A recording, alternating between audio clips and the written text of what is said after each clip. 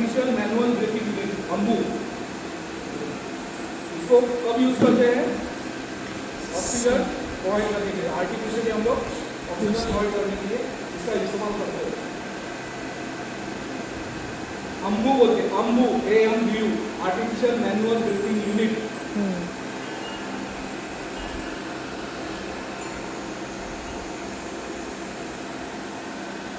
अभी कल मैंने बताया था आपको, है कि नहीं? कल मैंने बताया था कि विदाउट ऑक्सीजन विदाउट ब्लड कितना मिनट तक मैक्सिमम हमारा ब्रेन जो है जीवित रह सकता है?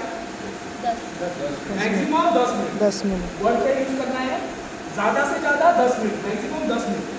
तो जब भी क्लिनिकल डेथ होता है तभी हम लोग क्या कर सकते हैं? CPR दे सकते हैं। अभी क्लिनिकल डेथ मतलब क्या है? हार्ट हमारा अभी ऑटोमेटिक सिस्टम में काम कर रहा है, एक पंप की तरह काम कर रहा है कि नहीं? वो काम करना बंद हो गया, अभी वो काम करना बंद हो गया, तो उसको मैनुअली हमें पुश करना पड़ेगा ब्लड को भेजने के लिए, है कि नहीं? और ये क्यों जरूरी है?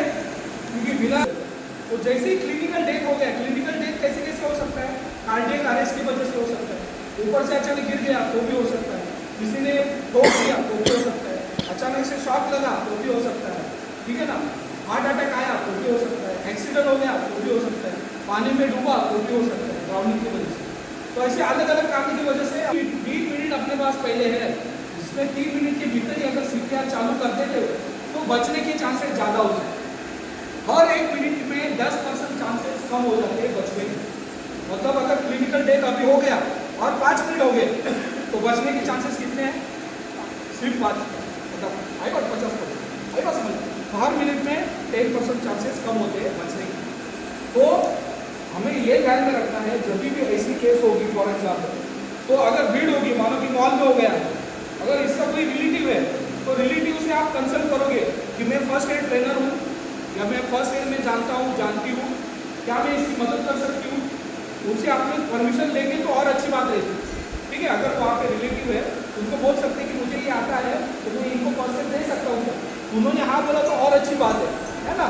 उनका परमिशन लेना बहुत जरूरी है। अगर वहाँ पे कोई नहीं है, उसका रिलेटिव नहीं है, तो हमें मदद करनी है डायरेक्टली, कोई उसमें गलत बात नहीं है। अगर उसका कोई रिलेटिव नहीं है, अनजान जगह पे वो गिर गया है, आप भी उनको जानते नहीं हो, लेकिन आपको फर्स्ट एड मालूम है, तो उसको आप क्या कर सकते हो? हेल्प कर सकते हो। लेकिन अगर उसकी वाइफ है, अगर उसका हस्बैंड है, अगर कोई भी रिलेटिव है उसका, तो उससे आप कंसल्ट कर सकते हो कि मैं फर्स्ट एडर हूँ, मुझे पता है मैं फर्स्ट एड दे सकता हूँ, क्या आपकी परमिशन है? उससे पूछ सकता हूँ कि क्या हो गया, वो भी पूछ सकते हो। आप तुरंत बता सकते हो, हाँ आप व्हाइट ब्लड सेल, आप 108 को कॉल करो, एम्बुलेंस को कॉल करो, जिसमें AED की सुविधा हो। अभी AED क्या है मैंने ऑलरेडी आपको बता दे दी है ना, ऑटोमेटेड एक्सीडेंट डेफिब्रिलेटर, ठीक है?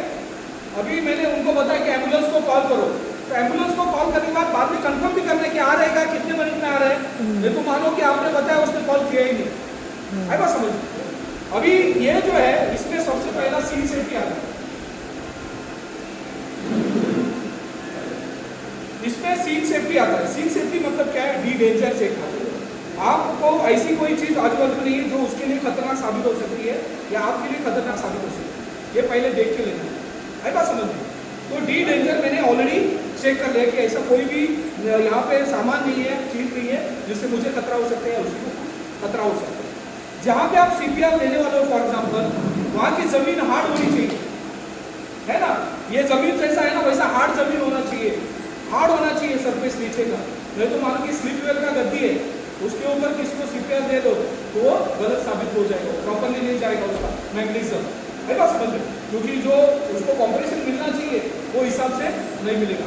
तो सबसे पहला जमीन जो है ना वो आपका हार्ड होना चाहिए, प्रॉपर होना चाहिए। आपने ऑलरेडी यहाँ पे कंसर्न अगर रिलेटिव है तो परमिशन ले लिया, उनको बता दिया एम्बुलेंस को कॉल करो, उन्होंने बोला 5 मिनट में आ रहा है, ठीक है? तो यहाँ पे मैं यहाँ पे आ जाऊंगा और सबसे पहला रिस्पॉन्स चेक करूंगा, ठीक है ना? हेलो, क्या आप ठीक हो? क्या आप ठीक हो? मैंने क्या किया है? रिस्पॉन्स चेक करके रिस्पॉन्स चेक किया, है ना? आवाज दिया। अगर मैं ऐसी आवाज दे रहा हूँ और हो सकता है उनको सुनाई नहीं देता है, ऐसा हो सकता है उनको कान का प्रॉब्लम हो, तो जीवित है लेकिन आवाज ही नहीं पहुंच पाएगी। इसलिए दोनों भी, वर्बली भी और हाथ से भी, क्या आप ठीक हो? क्या आप ठीक हो? अगर उसमें कुछ भी साइन आती है या कुछ मूवमेंट होती है ठीक है ना, आप आइए जरा रूम में। चाकू रख दीजिए साइड में और उधर खिड़की के ऊपर रख दीजिए। क्या बाई चांस बोलिए हाथ हो जाते पैर कर सकते, अब यहाँ पे सो जाइए। अगर उनकी सांसें चालू है ना, सांसें चालू है, पल्स चालू है अगर, तो आपको क्या करना है, इनका हाथ जो है ना सर के नीचे लेना है, इनको एक जगह पे टर्न करना है, ठीक है। ये सपोर्ट सिस्टम के लिए नीचे, ये आगे के लिए आगे में न जाए, ये ऊपर का पैर आगे की तरफ, ये स्ट्रेट रखना है आपको, ठीक है। ये क्या किया आपने, सर को आपने सपोर्ट दे दिया सर के लिए, ये हाथ से, ये एयर में ओपन कर दिया आपने, ये आपने हाथ सपोर्ट के लिए था उस तरफ ना जाए, ये पैर सपोर्ट के लिए उस तरफ नहीं गया, ये स्ट्रेट रखा। हो सकता है ये जब भी बेहोश हो गए है कि नहीं, सांसें चल रही है लेकिन आप सीधा ही रखोगे उनको, अगर वॉमिटिंग हो गया उनको तो क्या होगा, एयरवे ब्लॉक होके मौत हो सकती है। ऐसा अगर आपने रिकवरी, इसको रिकवरी पोजीशन लिख लो, इसको रिकवरी पोजीशन बोलते हैं।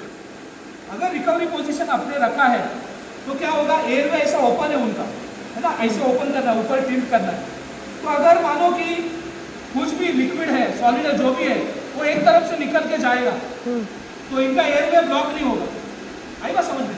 इसीलिए ये रिकवरी पोजीशन में रखना है। अगर सांसें चल रही है, ठीक है ना, सिर्फ बेहोश है, सांसें चल रही है, पल्स चल रही है, तो इस तरह से रिकवरी पोजीशन में रखना है। इनके लिए एक बार क्लैप करो।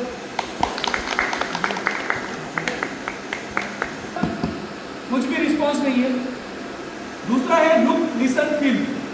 लुक, लिसन, फील, लिख लो पता। Listen to